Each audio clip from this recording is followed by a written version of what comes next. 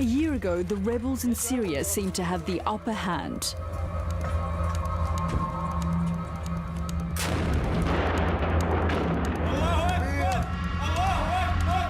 But something's changed. The rebels say Syrian government forces are being bolstered by a neighbouring power. إيران هم التدخل الأجنبي في سوريا، وهذا دليلنا الوحيد والقاطع ولا يمكن لأي أحد من أن ينكره. Soldiers from Iran's Revolutionary Guards are on the ground and helping turn the tide of the war. When this secret footage shot by an Iranian fell into rebel hands, the extent of Iran's clandestine role in Syria was exposed for the first time. If there's one country that is interfering in Syria, it's Iran. This is the story of two men, a young filmmaker and a veteran fighter. Both of them caught up in a vicious conflict on foreign soil.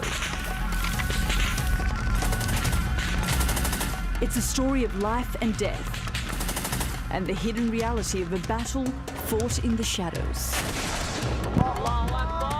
Iran denies sending military forces to support Assad, but this film is proof of the Ayatollah's secret war in Syria.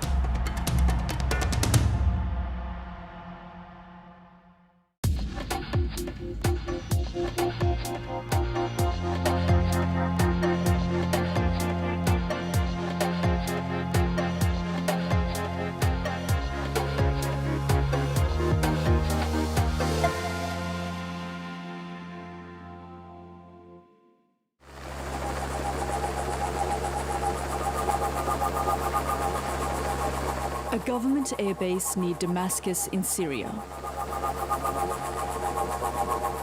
Boarding the helicopter flight is this man, Hadi Baghbani. He's a 30-year-old filmmaker from Iran. It's his second trip to Syria, and he's on a sensitive assignment. He's making a film on behalf of Iran's elite Revolutionary Guards. Aleppo in northern Syria. This section of the war-ravaged city is under the control of the Assad regime.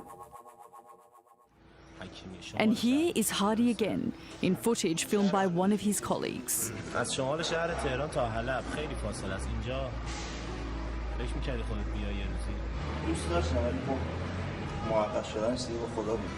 But filming in Syria's civil war is a hazardous occupation.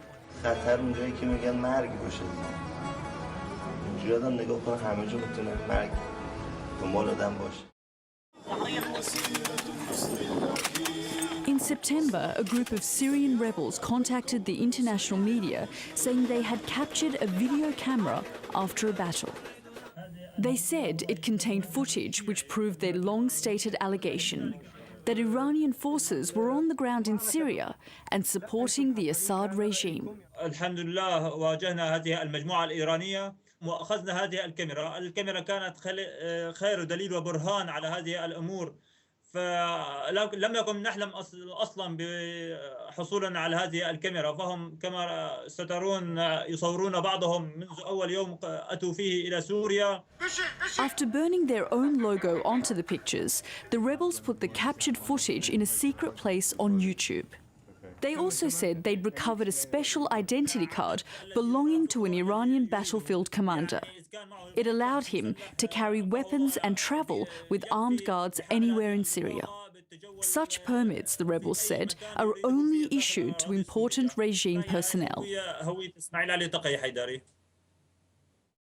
Ismail Haidari, born in Amul, northern Iran, is a veteran commander of Iran's Revolutionary Guards. But were the rebels telling the truth, or was this an elaborate hoax?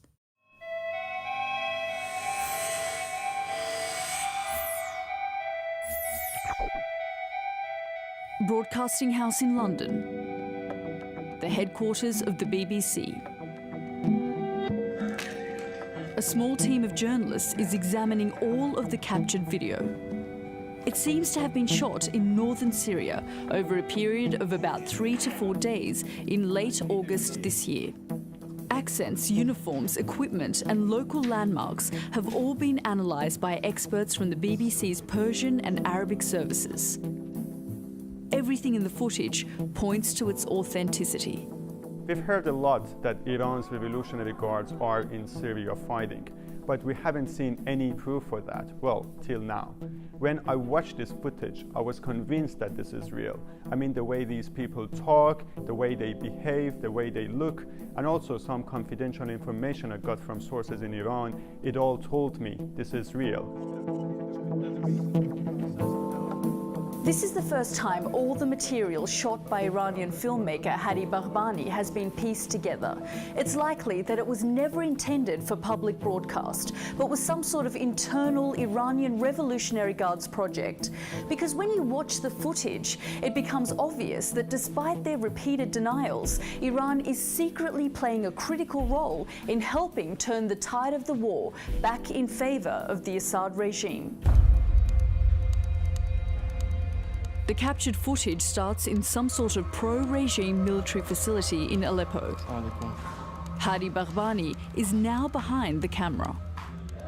These signs, written in both Arabic and Farsi, the Iranian language, warn people not to take any photographs on their mobile phones.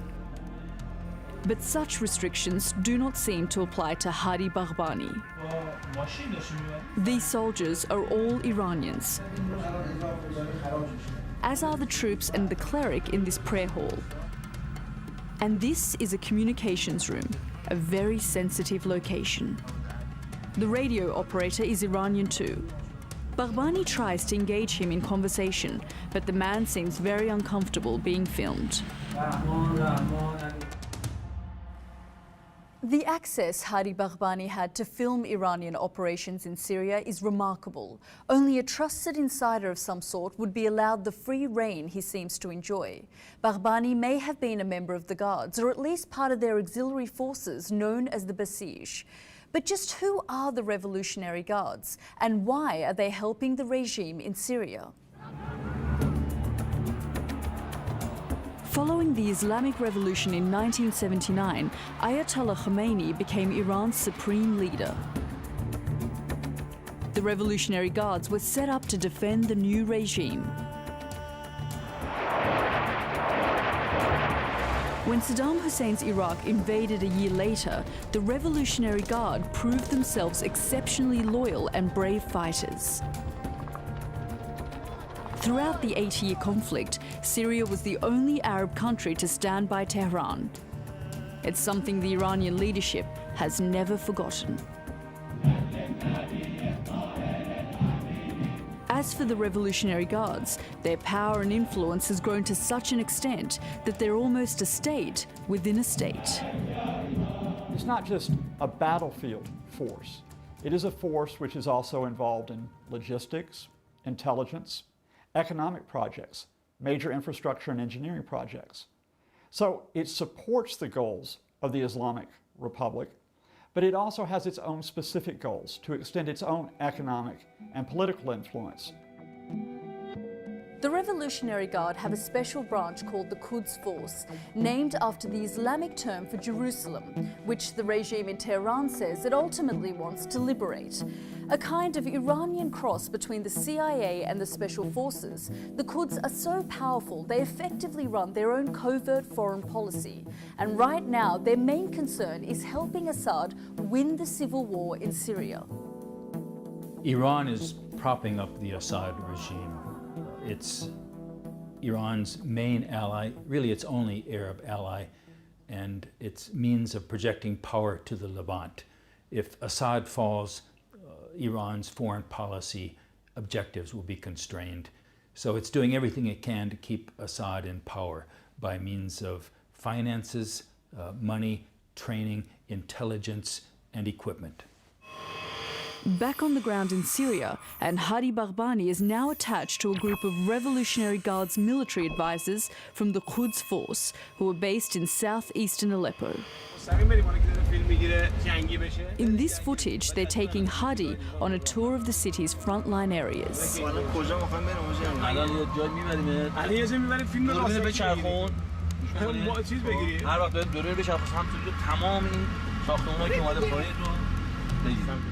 His guides seem keen to show off the local danger zones. ما ممنوع هستیم ولی خب الان به خاطر کل روی تو که فیلم بگیری تصویرت مستندتر بشه علم و راموسه بعد مطار و اینا رو بگیر الان بچه علم فهمیدی مال چی بود؟ آره بچه علم رو الان اینجا باید بخونیم الان آروم آروم دوربینت بره سمت چپ. The two men in the front of the Jeep are veteran Revolutionary Guards fighters. But Hadi, the cameraman, sounds increasingly concerned. زدن ولی بعد وقتی دوباره میرن داخل اینو قمنوسی میزنن دیگه این خونه الان خراب شده است Eventually, the three Iranians pull up at a house in a suburb of Aleppo called Zahabiya. It's where this particular unit of Iranian Revolutionary Guards are living. The man sitting on the right-hand side is Ismail Haidari, whose ID was later captured by the rebels. An experienced Quds Force commander, Haidari says he has done 6 tours of duty in Syria in the past year and a half alone. He will be the main character in Hadi Baghbani's film. عزیز دل ما اومد اینجا که فیلم‌های مستند دیگه من بعد هر کاری بکنیم شما جزء افرادی هستی که تو فیلم Relaxed and humorous, Haidari nevertheless has a very ideological view of the Syrian conflict and Iran's role in it.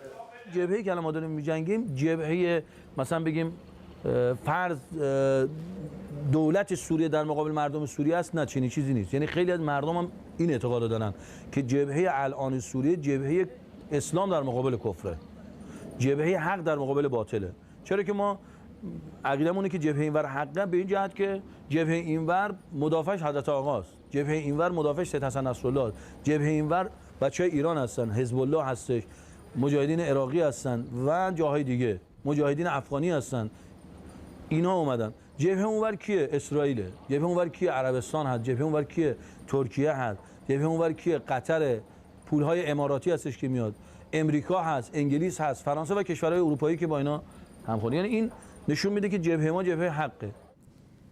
The footage shows these Iranians are a tight-knit group.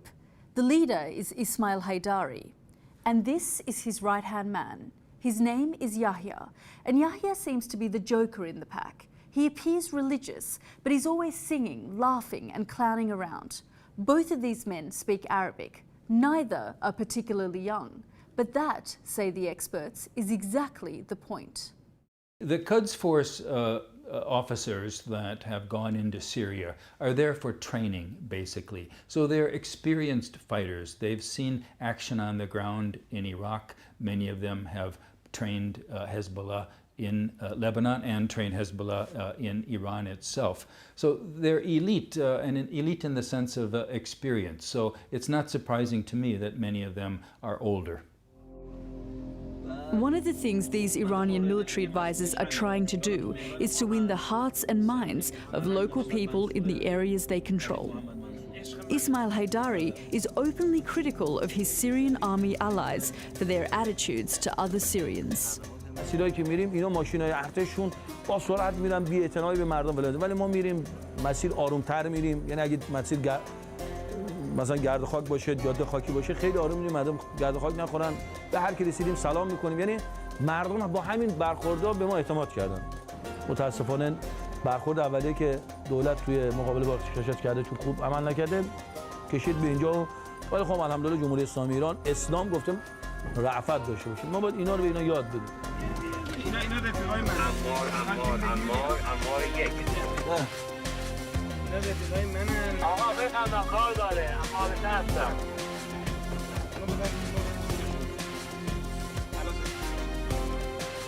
شما میتونی پیغام بهش برسونی؟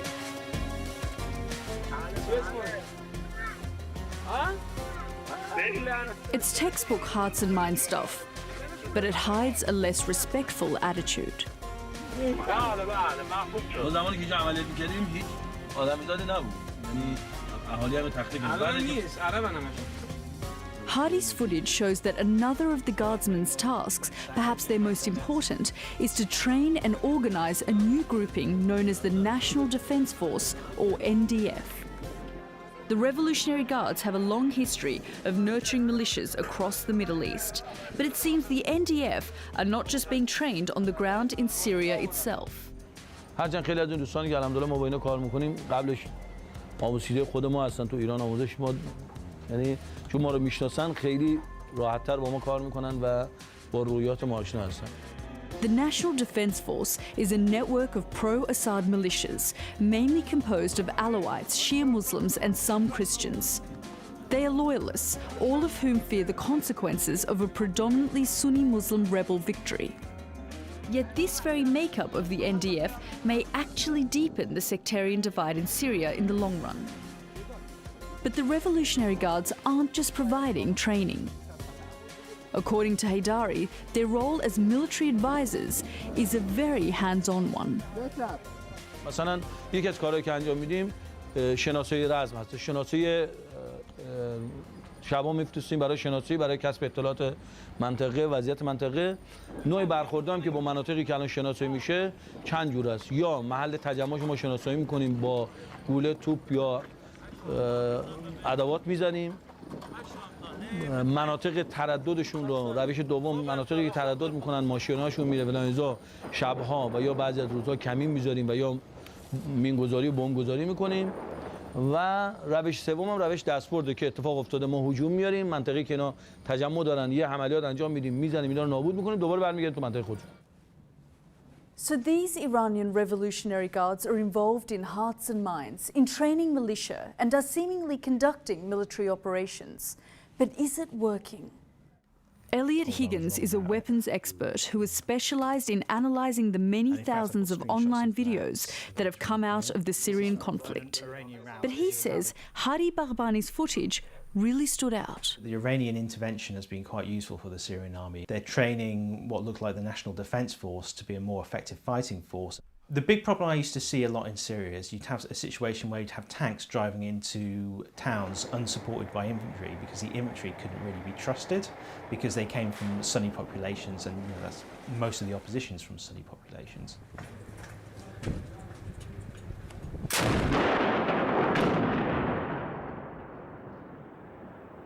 So the situation you're having now is you're seeing more of these videos with the tanks, but now you're seeing them supported by infantry, and I believe a lot of these are more likely to be coming from the National Defence Force.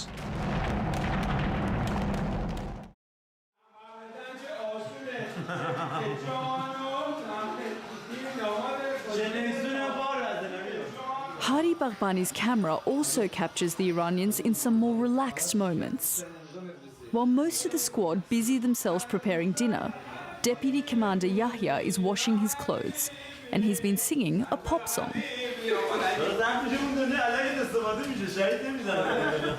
Realising he's being filmed and that his conservative superiors back in Tehran might watch the footage, he literally changes his tune and starts singing a more Islamic style instead.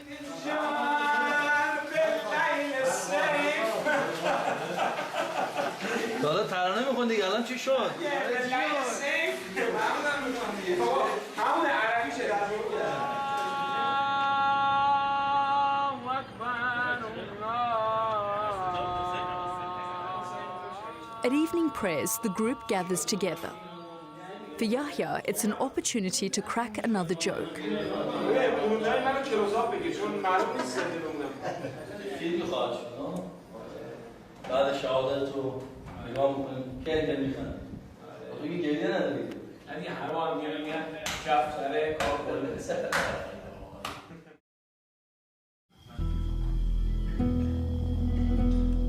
The sun rises over Aleppo, but this will not be a peaceful day. Reports are coming in that a force of rebel fighters is moving in on a nearby regime stronghold known as the Poultry Farm near a place called Tal Azan.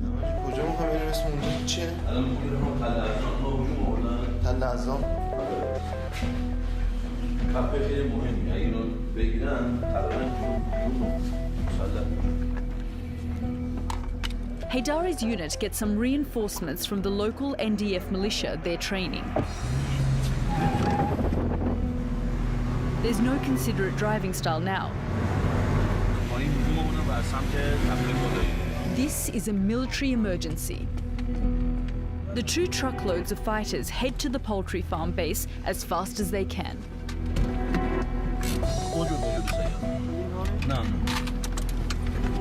The camera captures this reflected shot of Hadi Baghbani.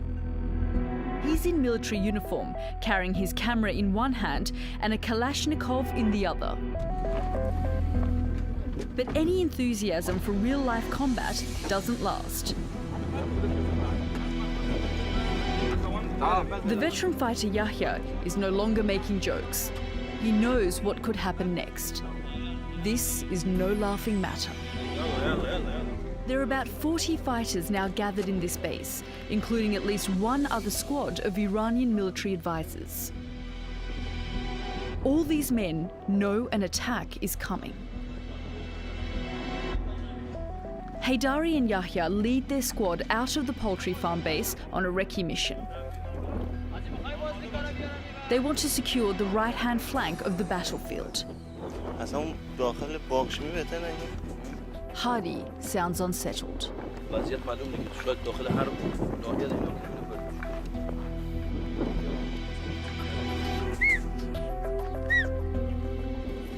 At first glance, this Iranian-led group looks well equipped for a fight. Then Haydari spots movement on the horizon.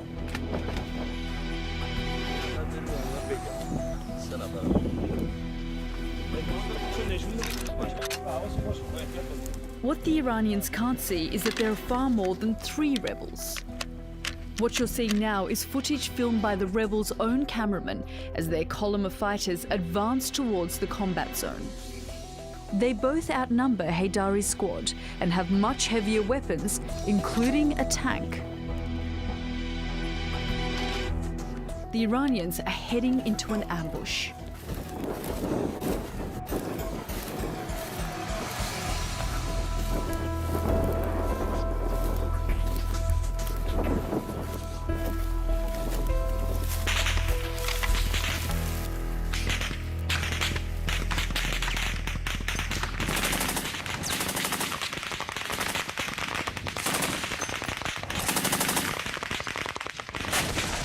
With bullets slicing through the cornfield and mortar rounds crashing in, the group is pinned down.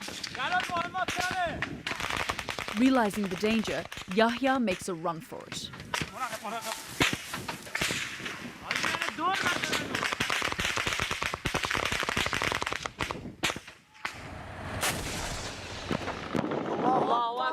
The others try to retreat, but it's too late. These are the last images Hadi Baghbani filmed.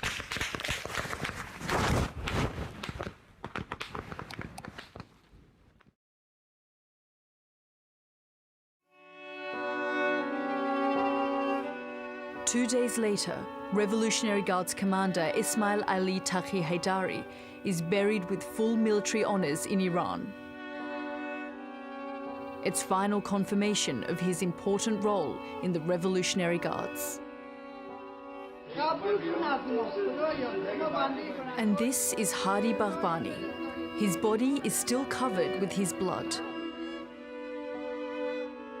He too has joined the ranks of Iran's martyrs from the Syrian war.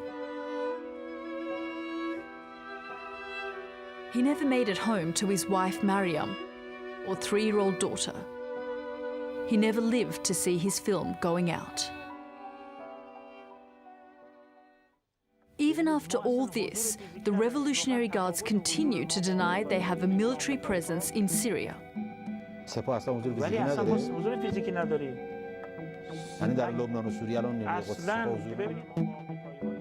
The rebels think the Guards are trying to further sectarianize the conflict.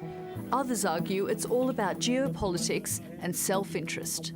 الإيرانيين يعني لديهم أغراض لا نعرف وهم يريدون أن ينشروا المذهب الشيعي في المنطقة وهم يقومون باستخدام العناصر الطائفية منهم العلوية ومنهم الشيعية فقط لتنفيذ مهامهم وتنفيذ مخططهم الشيعي في المنطقة.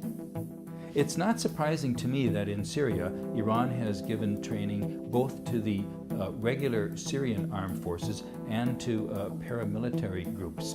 And these paramilitary groups may well outlast the Assad regime. It's one way that Iran keeps its options open. Even if Assad falls, Iran will have a force that's committed to it, that relies upon Iran for training and support, so that Iran can continue to maintain a presence and a group of allies in Syria. The story of Hadi Baghbani and Ismail Haidari shines a light onto Iran's covert war in Syria. But it's also a snapshot of a far wider tragedy.